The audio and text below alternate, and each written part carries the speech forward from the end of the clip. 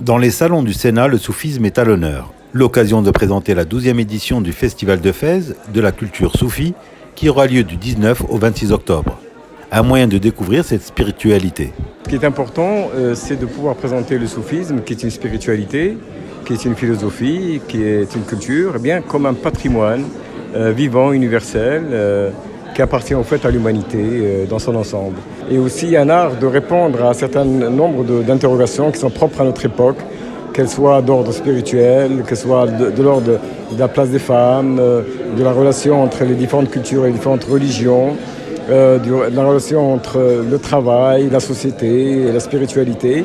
Donc tout cela est porté, en tout cas, par la réflexion de ce festival. Pour cette édition, les organisateurs n'ont pas hésité à piocher dans plusieurs cultures du bassin méditerranéen, avec une programmation riche.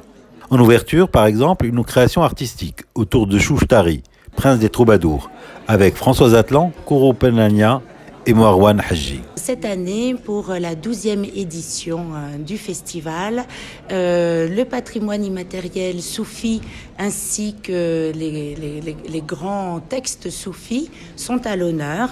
Tout au long en fait de cette programmation, nous allons favoriser cette culture de paix, cette culture soufie, qui est une culture du vivre ensemble, comme ça a été le cas à la période de El Andalous.